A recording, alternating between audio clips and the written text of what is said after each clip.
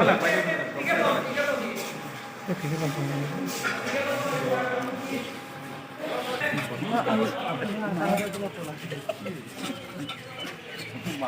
ভট ঐ ভট এই হুজুৰি লৈ আছো হুজুৰি লৈ দেখিব ক এইফালে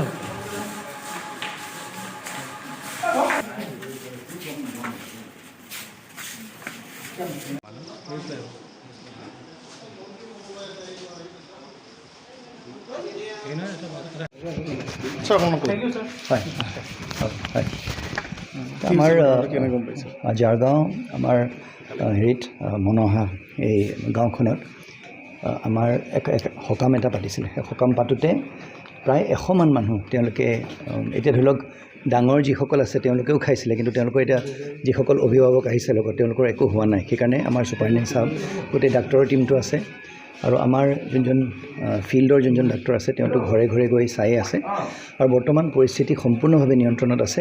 যিসকল অকণমান যাৰ বমি হৈছিলে বা যাৰ পায়খানা অকণমান বেছিকৈ হৈছিলে সেই তেওঁলোকক অতি সোনকালে আমি ইয়ালৈ চিভিল হস্পিটেললৈ স্থানান্তৰ কৰাৰ সিদ্ধান্ত লৈছিলোঁ আৰু তেওঁলোক ইয়ালৈ আহিছে। ছুপাৰিনটেণ্ডেণ্ট মহোদয় আমাৰ লগতে আছে। গোটেই ডাক্তৰসকলে খুব ততাতৈয়াকৈ তেওঁলোকে মানে গোটেইখিনি একশ্যন যিখিনি ল'ব লাগে এই গোটেইখিনি লৈছে আৰু আজিৰ দিনটোত এই সময়খিনিত আমাৰ ডাক্তৰসকলে কৈছে যে কোনো ডেঞ্জাৰ তেনেকুৱা নাই। তেওঁলোক বৰ্তমান সম্পূৰ্ণভাৱে সুৰক্ষিত আৰু চেলাইন বা যিখিনি পৰ্যাপ্ত পৰিমাণৰ যিখিনি দৰৱ জাতিৰ প্ৰয়োজন আছে সেই গোটেই দৰৱ জাতিখিনি আমাৰ হস্পিটেলত আছে।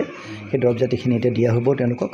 ইতিমধ্যে 2-এজনৰ আৰম্ভ হৈছে আৰু আমি প্ৰশাসনৰ তৰফৰ পৰা আমি সম্পূৰ্ণভাৱে তৈয়াৰ আছোঁ আৰু এই 100জনৰ ভিতৰত হয়তো আৰু যদি কাৰোবাক স্থানান্তৰ কৰিবলগীয়া হয় সেইমতে আমি তেওঁলোকক ডাক্তৰসকলক বা আমাৰ যিসকল তাত প্ৰতিনিধি আছে আমি তেওঁলোকক কৈছোঁ সেইমতে তেওঁলোকক স্থানান্তৰ কৰা হ'ব। ক'ত কেইজন চিকিৎসক শিশু কেইজন আছে আৰু ক'ত কেইজন চিকিৎসাধীন হৈছে বৰ্তমান? শিশু সৰহ সংখ্যক শিশুৱেই আৰু আমাৰ আজিৰ দিনটোত বাকীখিনিতো ঘৰতে আছে।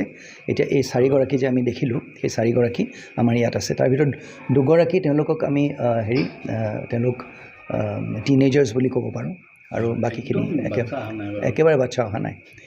আৰু মনোহাত চিকিৎসাধীন হয়, মনোহাত ঘৰত, কিন্তু হস্পিটেললৈ তেওঁলোকক স্থানান্তৰ কৰিবলগীয়া হোৱা নাই।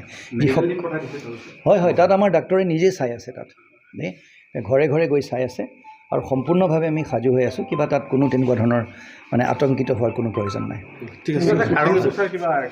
তেওঁলোকে চব এতিয়া সকাম পাতিছিলে আৰু যিসকল মানুহ সেই সকাম খাবলৈ গৈছিলে তেওঁলোকৰে হৈছে। সেই তাৰ বাবে কাইলৈ আমাৰ ডাক্তৰসকলৰ এটা টীম যাব, গৈ পেলাই এতিয়া প্ৰসাদ বুলি ক'লেই ভুল হ'ব, কিবা বেলেগ হ'ব পাৰে, কিন্তু এটা কথা নিৰ্ঘাত যে সেই সকামত যি বস্তু পৰিৱেশন কৰা হৈছিলে তাৰে কিবা এটা বস্তু খাই পেলাই এনে পৰিস্থিতি হৈছে।